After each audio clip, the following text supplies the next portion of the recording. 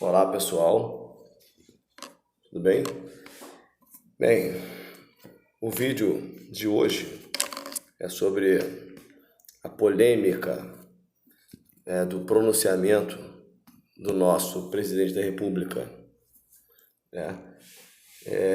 E eu vim dar a minha opinião e compartilhar com os senhores esse conteúdo. Sendo que a minha opinião, eu não venho trazer nenhuma vontade, nenhuma imposição para que ninguém aqui fique vinculado ao que eu penso. Na verdade, eu queria colocar apenas duas vertentes, tá? E para que a gente pudesse refletir. A ideia do canal no YouTube, a ideia das redes sociais, é trazer informação, mas não para que se imponha, para que as pessoas possam refletir. Bem, antes de começar a dar a minha opinião, né, eu queria falar um pouco sobre transparência, sobre a verdade das coisas e o que eu entendo sobre isso, tá? Eu entendo que não exista uma verdade que se sobreponha sobre o mundo. A verdade é como se fosse um espectro luminoso, onde tem diversas faixas de cores e algumas pessoas têm uma frequência em que você consegue ver determinada cor e a outra pessoa não. Então, quando eu observo uma cor nesse espectro luminoso e conto a alguém a cor que eu vi, eu afirmo aquilo que eu senti. Mas se a outra pessoa não percebeu, se a frequência dela não foi capaz de detectar aquela outra cor, ela, quando desconhece essa informação que eu estou colocando aos senhores, ela vai falar que você está mentindo. Ela vai falar que você está errado. Ocorre que simplesmente a frequência daquela pessoa não foi capaz de detectar aquilo que você já visualizou. Então isso ocorre, isso é comum em qualquer aspecto científico, social, político, econômico, ou até mesmo nas nossas relações de interação no dia a dia. Seja uma simples discussão com um casal, alguma vontade que você quer e a outra pessoa não consegue te compreender, e por aí vai. Bem, então, partindo dessa ideia do espectro luminoso, o que eu quero dizer é o seguinte: não existe a verdade absoluta. O que existe são as frequências, onde cada um é capaz de detectar aquilo que enxerga.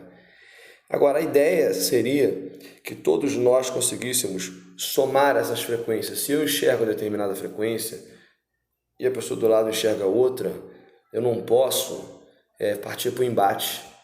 Eu tenho que somar as frequências para que a gente possa compor o espectro luminoso total, porque a verdade ela só vai aparecer quando todo aquele espectro for capaz de ser demonstrado. E se cada um demonstrar um pouquinho daquilo que percebe, daquilo que sente, daquilo que observa, a verdade ela vai aparecer.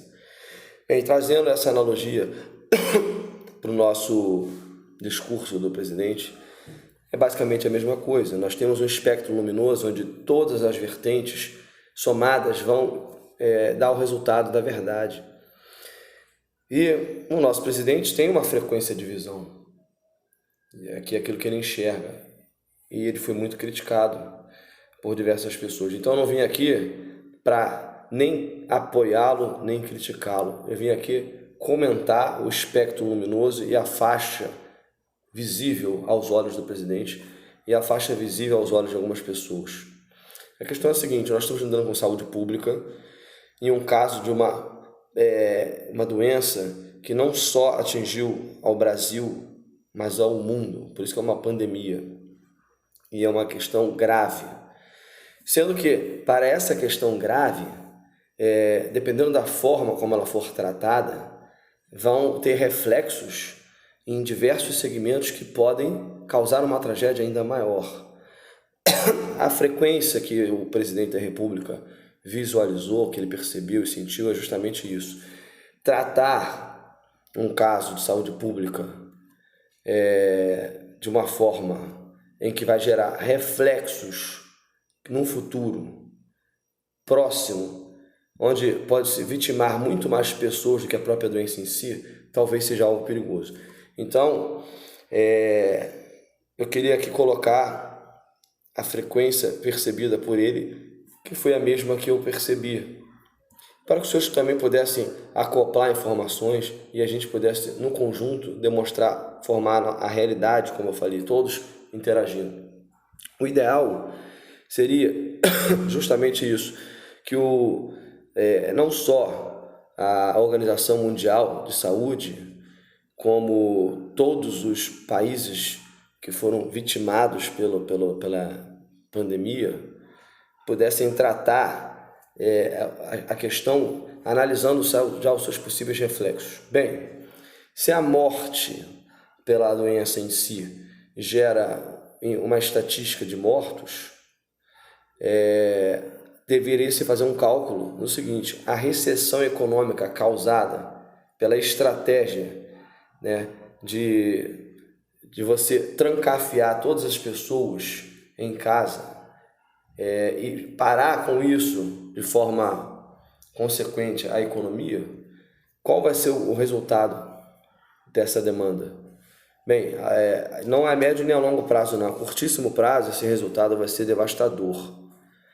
A máquina pública, ela parou, entende? Nós estamos falando apenas de serviços públicos essenciais funcionando, mas tem diversos segmentos públicos que estão parados, fora as empresas privadas, as grandes empresas, tudo. Ou seja, existem milhares de pessoas que não têm condição nenhuma de sobrevivência, que dependem, né, dessa engrenagem para que possam se manter vivos. Então, o Brasil não é um país que está pronto e não tem uma estrutura para que pudesse abraçar todas essas pessoas de forma a acalmá-las e falando o seguinte: olha, nós vamos manter o isolamento, vamos parar a economia, mas fiquem calmos, porque nós vamos bancar vocês durante esse período e os senhores não terão prejuízo. Se isso fosse possível para a economia brasileira, ótimo, mas isso é impossível. Então, já que é impossível, o resultado disso é devastador.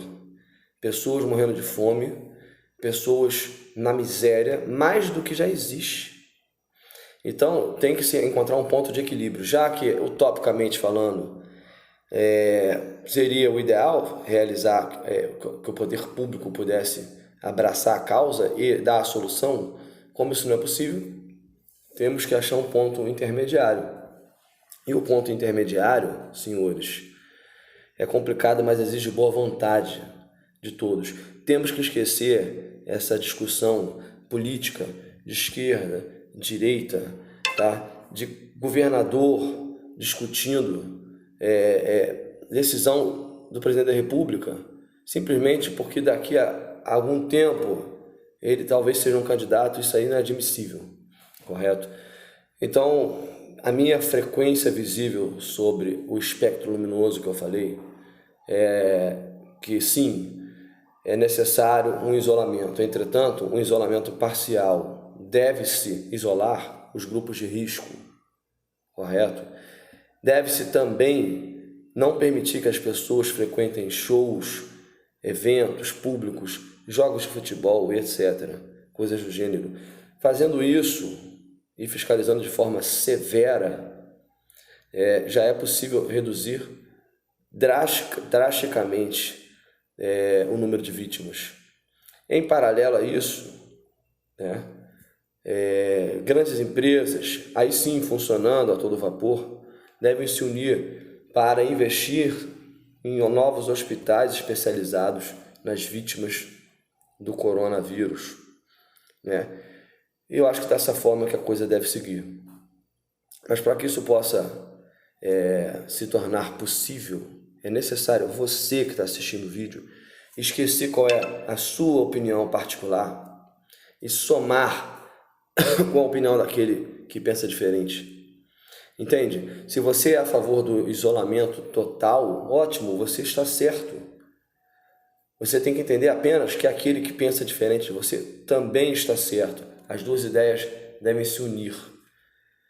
Agora, já que não é possível se unir na íntegra, que possa se fazer um ponto de equilíbrio entre elas. Esse é o caminho.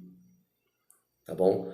Então, o vídeo hoje foi para reflexão, o momento é crítico, e eu gostaria que os senhores deixassem a opinião na descrição do vídeo, nesse canal, participassem, tá bom? Obrigado a todos aí, e ao longo da semana vou postando novos vídeos. Forte abraço.